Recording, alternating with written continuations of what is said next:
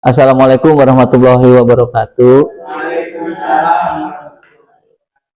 Bismillahirrahmanirrahim. Alhamdulillah nahmaduhu wa nasta'inuhu wa nastaghfiruh wa na'udzubillahi min syururi anfusina wa min sayyiati a'malina may yahdihillahu fala mudhillalah wa may yudhlil fala hadiyalah. Asyhadu an la ilaha illallah wa asyhadu anna Muhammadan abduhu wa rasuluh ya nabiy ba'da. Saya ucapkan terima kasih kepada kepala sekolah dan rekan guru yang sudah bisa hadir dalam acara Kombel SDN Cibitung Kulon 1. Tak lupa juga saya ucapkan rasa hormat saya kepada rekan-rekan guru serta kepala sekolah karena sudah menyempatkan waktu dalam kegiatan Kombel hari ini. Nah, untuk mempersingkat waktu, untuk kegiatan Kombel hari ini saya mengambil topik temanya ini ya, Lestari Budayaku, Sehat Jiwa Ragaku. Nah, ini diambil dari tema P5 ya, kearifan lokal. Kita langsung saja ya.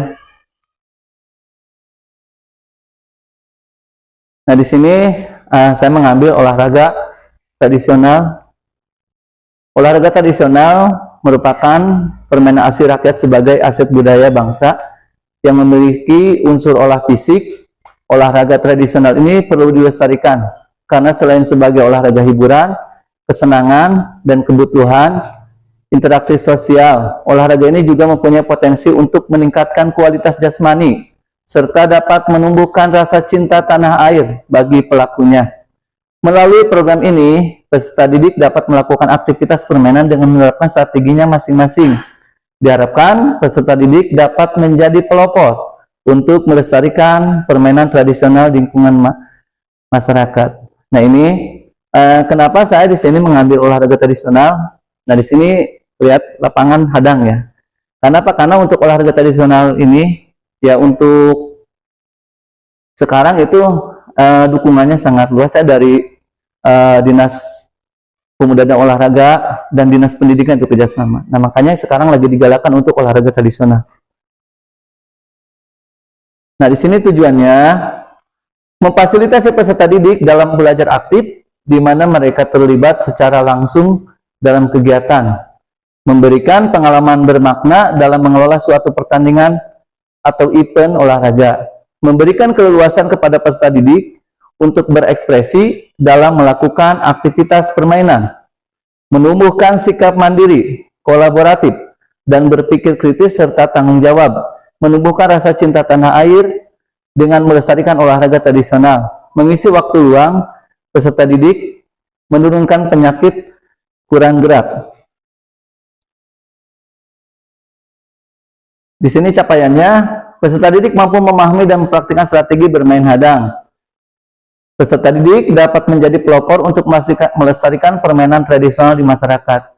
Nah, di sini ini untuk capaiannya, peserta didik mampu memahami dan mempraktikkan strategi bermain hadang. Nah, di kita, alhamdulillah kita untuk bermain hadang, kita sudah mulai pada mengetahui ya untuk peraturannya, bahkan kemarin juga kita sudah mengikuti lomba. Nah, nanti untuk poin yang kedua, peserta didik dapat menjadi pelopor untuk melestarikan permainan tradisional di masyarakat. Nah, untuk permainan hadang ini sebenarnya antara di masyarakat dan di sekolah peraturannya berbeda ya. Saya perhatikan peraturannya berbeda. Nah, yang diperhatikan di kampung-kampung itu memang peraturannya seperti yang dulu. Kalau yang dipelajari dari sekolah-sekolah itu peraturan yang baru, ya, bahkan menggunakan timer dan penilaiannya sendiri-sendiri. Nah, nanti anak juga bisa diterapkan di kampungnya masing-masing. Nah, ini ya. Terus yang selanjutnya langkah-langkah sosialisasi program. 2. Pemahaman kepada peserta didik, pemanfaatan aset lapangan, latihan rutin, SEM, dan evaluasi. Nah, untuk ini ya, ini untuk sosialisasi program. Nah, nanti sebenarnya untuk olahraga tradisional terus emang saya belum benar-benar sosialisasi ke anak didik kita ya, belum. Nanti ada bantuan juga dari wali-wali kelas semua. Nah, nanti kita kapan kita harinya gitu ya untuk program ini ya, sosialisasi ke anak. Nah, yang kedua, pemahaman kepada peserta didik. Pemahaman ke peserta didik Ya berarti nanti sesuai dengan eskulnya. Nah, sambil eskul kita sambil memberikan pemahaman kepada peserta didik. Terus yang ketiga, pemanfaatan aset lapangan. Nah, pemanfaatan aset lapangan, nah alhamdulillah di kita untuk lapangan hadang itu udah ada ya, udah ada. Kita tinggal pemanfaatannya saja tinggal dimaksimalkan. Untuk lapangan kita udah ada. Terus di sini latihan rutinnya. Nah, ini latihan rutin. Berarti latihan rutin kita harus koordinasi ya antara wali kelas ya, terus guru pembimbing ekstrakurikulernya, terus sama terutama wali muridnya ya, sama orang tua itu harus ada kerjasama. Kenapa? Karena kalau misalkan kita mengadakan latihan rutin ataupun ekstrakurikuler tanpa ada persetujuan dari orang tua, kita susah, kita tidak akan berjalan. Nah itu ya, makanya kita harus dengan pendekatan lah kepada orang tua murid ya. Terus yang kedua ini SEM. Nah ini kenapa ada di sini SEM? Nah SEM ini ya ini sport ya education model ya, dimana SEM ini siswa dilibatkan untuk menjadi panitia, pertandingan. Misalnya contoh gini, kita kan kalau di tingkat SMP SMA biasanya kalau sesudah pas ya suka ada pertandingan waktu antar kelas. Nah itu di sini yang panitianya itu anak-anak. Nah, guru hanya mendampingi saja dan memberikan pemahaman kepada mereka. Yaitu jadi SEM ini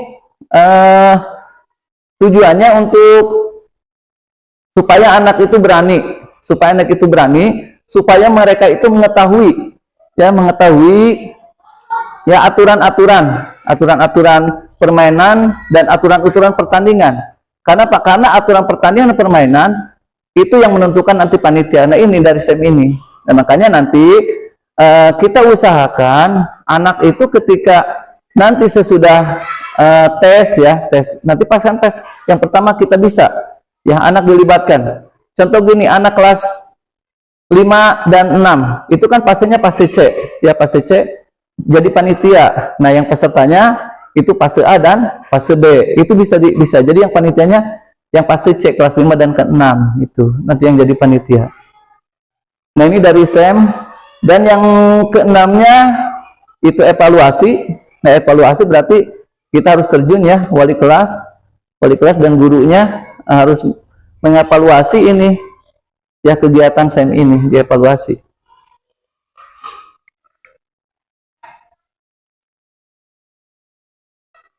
Nah ini struktur programnya dan mitra dalam Kombel.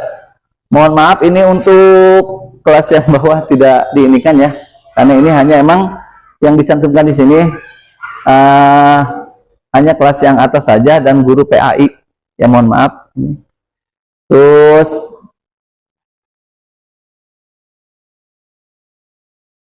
nah ini yang selanjutnya kapasitas sekolah. Sekolah memiliki kepala sekolah yang sangat mendukung program ini. Nah, alhamdulillah kepala sekolah mendukung dengan kegiatan olahraga tradisional di kita. Karena mungkin emang sekarang lagi digalakan ya, lagi benar-benar digalakan di Kabupaten Bogor ini untuk olahraga tradisional. Nah, karena apa? Karena tanpa dukungan dari kepala sekolah tidak akan berjalan setiap sekolah juga. Itu yang paling utama, itu dukungan dari kepala sekolah. Kalau kepala sekolah mendukung, baru kita nanti ke wali muridnya itu ya. Jadi ada sinergi ya antara kepala sekolah dan guru serta wali muridnya. Terus yang selanjutnya, sekolah memiliki 12 orang guru dan tenaga pendidik yang loyal dan bertanggung jawab. Nah di sini 12 orang ya Bu ya. Jadi ini tenaga pendidik di kita ya, ada 12 orang. Terus yang selanjutnya, peserta didik sangat antusias terhadap permainan hadang. Nah di kita siswa-siswi kita untuk bermain hadang antusias ya, tinggal kita mengarahkannya semaksimal mungkin untuk anak ya itu. Terus yang selanjutnya, memiliki lapangan sekolah yang cukup memadai. Nah kita lapangan sudah cukup ya, sudah cukup memadai. Kita untuk lapangan hadang sudah cukup. Enggak semua ya Bu ya, Ibu Bapak, untuk tidak semua sekolah itu memiliki halaman yang seperti di kita, enggak. Terus lingkungan masyarakat selalu mensupport kegiatan sekolah. Nah ini ya, jadi ada dukungan dari masyarakat juga. Ya, jadi minimal lah menjaga ya Bu ya, menjaga sarana yang ada di kita itu wali murid. Terus rencana evaluasi mengumpulkan umpan balik dari peserta didik. Nah, jadi mengumpulkan umpan balik itu ya kesiapan anak didik, terus nantinya apakah emang anak itu hobi, senang, itu harus ada. Itu di sini yang selanjutnya refleksi guru, wawancara guru terhadap rencana pelaksanaan dan pengelolaan program. Nah, ini wawancara guru terhadap rencana. Nah, jadi ada rencana juga dan pelaksanaannya itu kembalinya tadi ya ke ekstrakurikuler, kita maunya hari apa. Nah, itu kan ada rencana dan pelaksanaan serta pengelolaan program. Nah, tentunya kalau ada ekstrakurikuler berarti harus ada program ekstrakurikulernya. Program ekstrakurikuler berarti kan di situ mencakupnya nanti program latihannya. Program latihan kita seminggu ada berapa kali? Itu ada programnya ya. Terus di sini evaluasi kinerja tim. Refleksi secara lisan guru dan peserta didik. Nah, berarti ada evaluasi lagi ya. Refleksi secara lisan guru dan peserta didik. Jadi memperhatikanlah perkembangan anak didiknya. Ya, perkembangan anak didiknya, apakah emang ketika kegiatan ini anak didiknya semangat ya, apakah emang ada kurang semangat, terus pesertanya sedikit. Nah, ini ya ada pendekatan khusus kepada anak didik. Terus yang selanjutnya pengembangan, perbaikan dan perubahan catatan rencana tindak lanjut guru. Nah, tindak lanjut guru ada catatannya Bu ya. Nah, ini terus yang selanjutnya ini kemungkinan, tantangan dan solusi. Tantangan pengelolaan waktu yang padat dan terbatas. Nah, di kita termasuk padat ya Bu ya, di kita padat. Nah, jadi kan di kita kalau waktu kan setiap hari ada ekstrakurikuler ya, ada tapak suci, ada ya paskibra dan ada pramuka itu. Nah, jadi dan nanti kita tinggal ini kan nih waktunya untuk oltrat itu mau hari apa? Misalnya kan untuk hari-hari yang lain sudah terisi. Nah, jadi jangan sampai untuk ekstrakurikuler ini nanti waktunya bersamaan. Ya, karena apa? Karena takutnya nanti anaknya bingung mau milih apa gitu.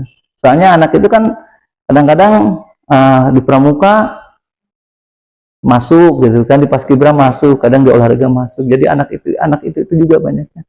Nah, makanya di sini kita harus ada pengelolaan waktu.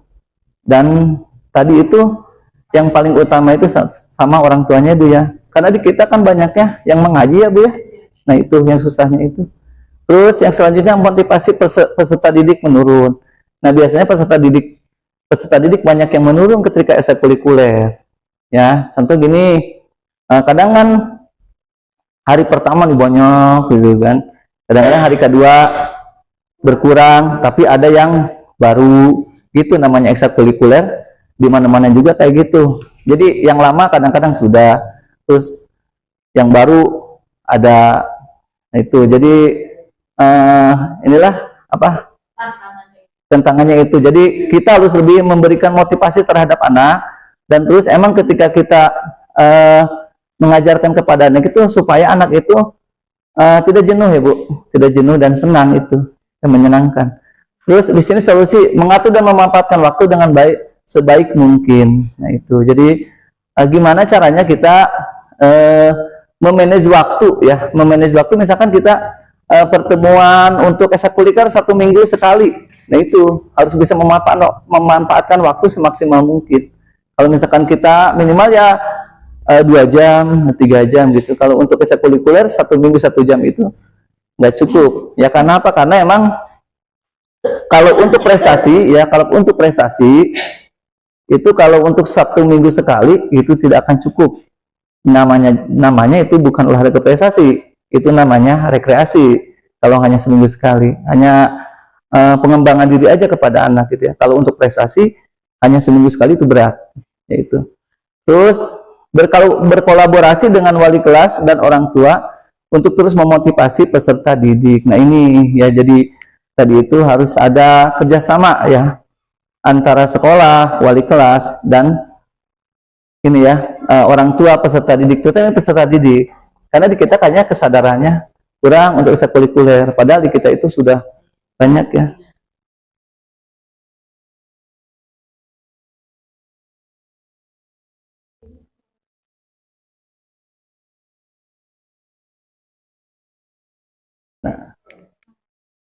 Nah, di sini terima kasih ini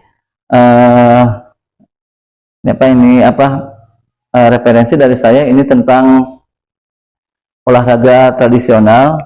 Nah, jadi saya mohon kepada Bapak dan Ibu untuk memberikan saran ataupun umpan balik terhadap program saya ini ya. Nah, di sini ininya. Silakan Bapak dan Ibu kalau misalkan ada saran. Ya, Bu. Baik, terima kasih Pak Yadi. Alhamdulillah ya, kita bangga ya punya guru olahraga seperti Pak Yadi ya. Kemarin olahraga tradisional kita untuk cabang dagongan kita mendapat juara 2 tingkat kabupaten Bogor. Ibu dukung sebelumnya yang akan dilakukan oleh Pak Yadi. Saya yakin semuanya juga Bapak Ibu guru ya siap membantu yang dilakukan oleh Pak Yadi. Semoga nanti ke depannya anak-anak kita bisa lebih optimal lagi dalam olahraga tradisional. Iya. Saja, terima kasih. Ya, terima kasih Bu. Ada lagi yang mau memberikan saran ataupun mau menanyakan sesuatu, nggak apa-apa gitu kan. Silakan Bapak dan Ibu. Ya. Assalamualaikum warahmatullahi wabarakatuh. Waalaikumsalam warahmatullahi wabarakatuh.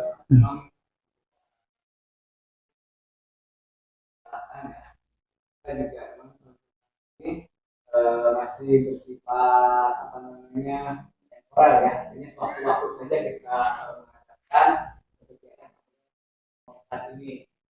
Jadi secara pribadi saya barangkali perlu gitu ya kita semua nantinya merancang untuk olahraga ini kendalanya kapan gitu ya.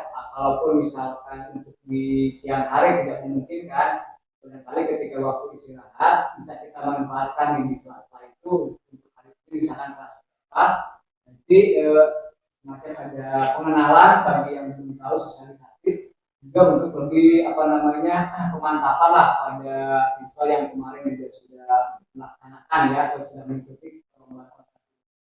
Kemudian juga perlu kiranya bahwa ketika emang anak sudah sudah menguasai atau ini kita sudah berikan, ini juga perlu dipamerkan gitu, artinya perlu ditampilkan kepada orang tua ya. Ini kan bisa misalkan ketika kita ada panen raya seperti semacam itu, kegiatan pembukaannya bisa lewat online gitu ya, lewat gabungan dan lain sebagainya. Paling saja. Waalaikumsalam warahmatullahi wabarakatuh. Mungkin Bapak Ibu guru yang lain ada tanggapannya sebelum kita tutup? Cukup. Terima kasih kepada Bapak dan Ibu guru serta kepala sekolah yang sudah menyempatkan diri ya dalam kegiatan Kombel hari ini. Terima kasih sumbang dan sarannya ya demi kemajuan olahraga tradisional di Kabupaten Bogor, khususnya di sekolah kita. Yang mudah-mudahan sekolah kita lebih berprestasi lagi di bidang olahraga tradisional ya, yang mudah-mudahan nanti bulan Juni tahun depan kita diadakan lagi. Yang tadinya kita juara 2 di tingkat Kabupaten Bogor, mudah-mudahan untuk yang tahun depan kita lebih giat lagi, prestasinya lebih tinggi lagi, kita mendapatkan peringkat yang pertama. Mungkin itu saja. Saya mohon maaf apabila mengganggu Bapak dan Ibu dalam acara Kombel hari ini. Terima kasih. Wabillahi taufiq wal hidayah. Assalamualaikum warahmatullahi wabarakatuh. Waalaikumsalam.